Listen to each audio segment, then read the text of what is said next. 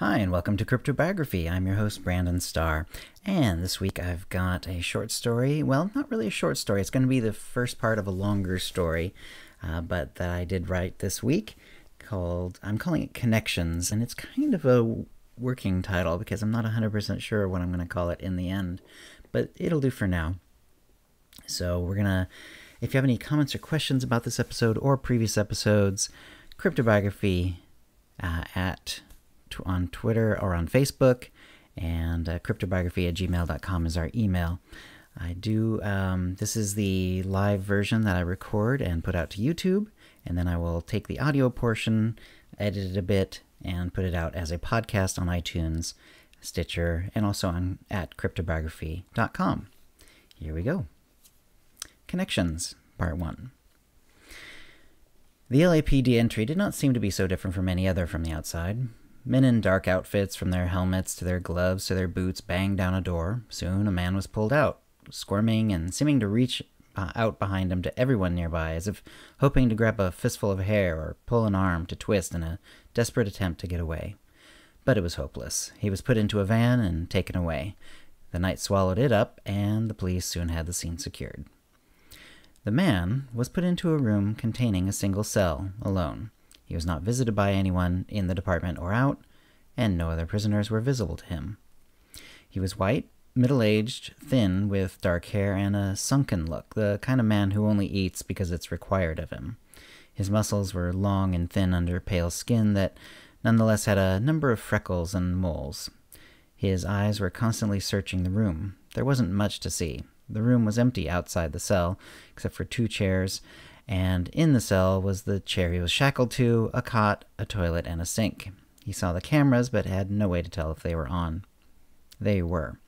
A lieutenant and a man in civilian clothing were watching the monitors.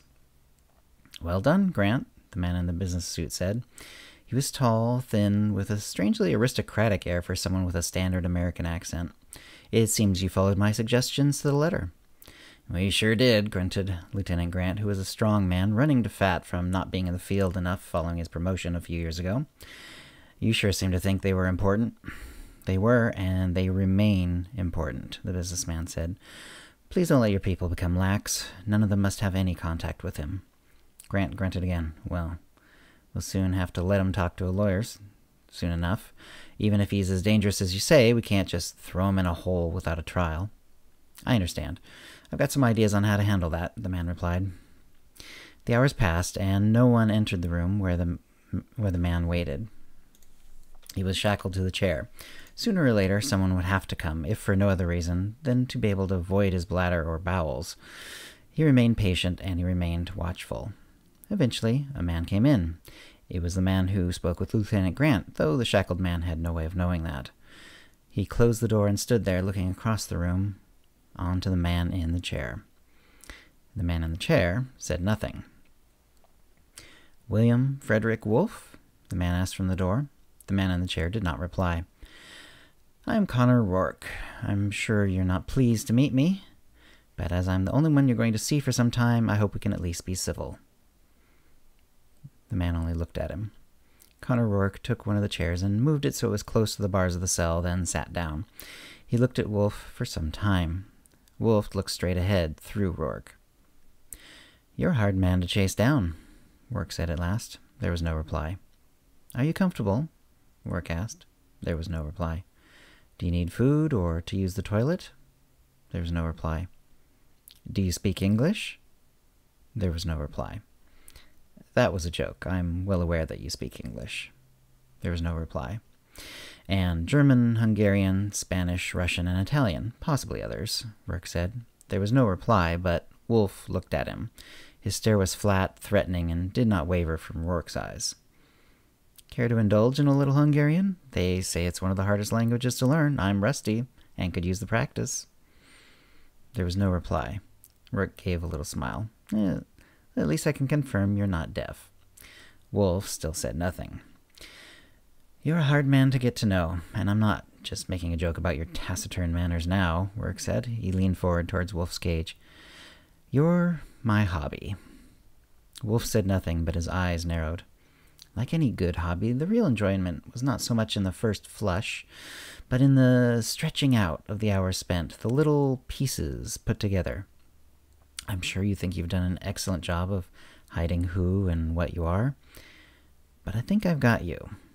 You think you can flit about the world, but I've got you pinned like a butterfly to a corkboard.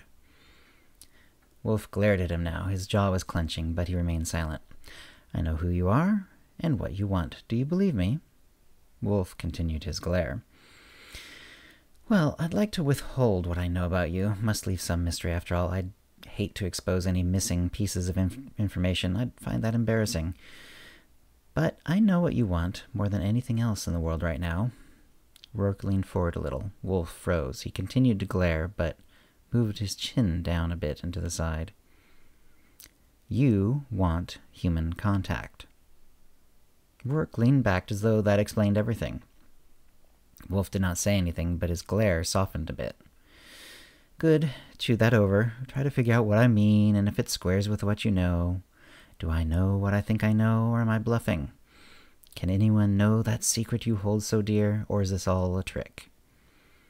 Wolf looked at him, and he did indeed seem to be calculating all of those things. I have no way of getting Grant to turn off the cameras in here, and even if I could, I'm sure his curiosity would overwhelm my request, so excuse my slightly opaque way of getting my points across. Grant knows I'm not by nature a violent man, and he knows I have nothing to threaten you with, but they can't take any chances of turning the cameras off, not in this age of litigation. I suppose you're going to exercise this right to remain silent? There's nothing I can say that will make you talk? Wolf said nothing, but his glare modified slightly into a sneer. Very well. May I tell you a story, then? Wolf said nothing, so Rourke merely shrugged and said, It should help pass the time. In the early 19th century, the Americans and the British had a bit of an argument, the War of 1812. Of course, even most Americans were of British extraction at that point. There were all kinds of British people traveling the world anyway, and a good number of them came to America. Some continued on, some stayed. There were a lot of mix-ups, particularly back then. Men getting lost, their records vanish, people come and go, and what records there were spotty. They didn't have the means we do today. And of course, a lot of those records were paper, and paper burns or is ruined by water, mold, insects, and other things. But not all. Rourke here leaned forward just a bit. Wolf was transfixed, staring into his eyes. I found some interesting documents, some official, some in newspapers, and even a letter confirming most of it. It seems that a wealthy officer in the American army had bequeathed his entire estate to an enlisted soldier. Oddly, that soldier was not related to the officer, though he served under him. True, the officer had no close family to give his estate to, but why that one soldier? There were no stories of bravery, no hint that perhaps the officer owed the soldier his life. It was a bit of a mystery. Well, some more digging gave me the life of this soldier. Now already wealthy, he left the military and became a successful businessman. Interestingly, his life ended up much like the officer's. A few decades later, the man was aging, and despite his wealth, he had not attracted a wife or family, and seemed to be alone, rather like his deceased benefactor. Shortly after the Civil War, he died, but not before bequeathing his estate. To whom? A charity? The newly formed Red Cross? No, his estate went to a young man, much like he had received it.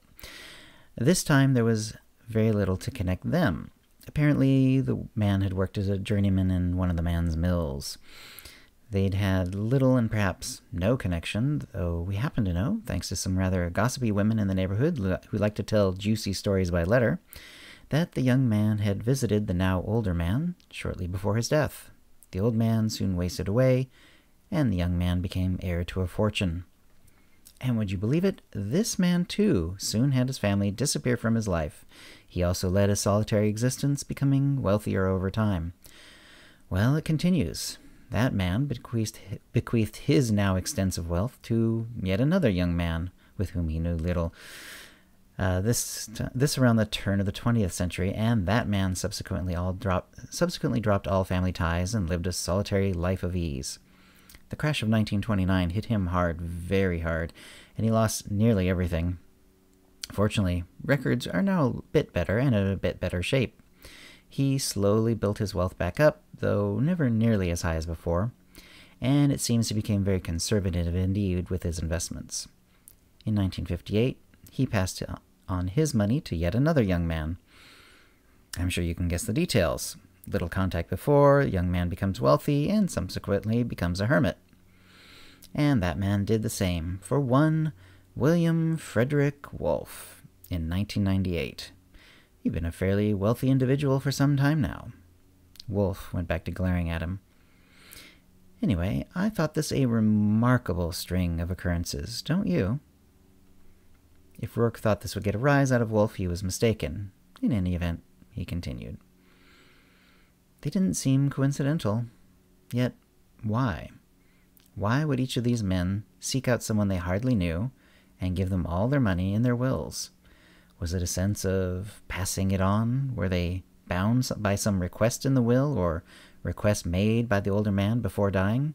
Something they then passed on to the younger, without break, without any of these men falling in love, having families, or for any other reason passing on their wealth to someone other than a single stranger? I went to a grave. It was from 1869. Wolfe's eyes widened. I was fortunate. Even with such old graves, people are extremely squeamish about digging them up. But this one was very quiet, since the church it was connected to had gone under some decades past. Some simple testing revealed the truth. The man was poisoned with mercury. Wolfe froze. He seemed to be holding his breath. So we have a motive for murder, if the younger man knew the older man had put him in his will. Or perhaps it was suicide, or perhaps an accident. I looked for the other men. Most of them were not available. But then the man from 1998 had some interesting records. He, too, was poisoned. His body was supposed to be cremated, but the circumstances around his death were suspicious. An autopsy was conducted. But no one was able to satisfactorily connect it to you, Mr. Wolfe. So here we have a mystery in several parts. The pattern of older men bequeathing wealth to a younger man, and though incomplete, we have at least 2 instances of the older one dying of poisoning shortly after making the younger man his beneficiary. And yes, I did confirm that the wills were all pinned fairly close to the older man's death, not just the 2 instances where poison is confirmed. But why? What could possibly create this pattern? How could so many men come to this strange fate of receiving money from an older man, penning a will decades later, and dying shortly after, to give it to a younger man he hardly knows? Wolfe remained frozen, but his already pale skin was now slightly gray, drained of color. I see my story interests you, Rourke said. Now he stood up and loomed over Wolfe. But unless you have more to say on your end, I'm afraid my time here is up. Wolfe just shook his head. Very well, Rourke said. It has been interesting meeting you. Rourke turned and left the room. He didn't look behind him, but was certain Wolfe was watching him every moment until the door shut behind him with a heavy metallic click. He walked down the hall to the viewing room. Grant was there.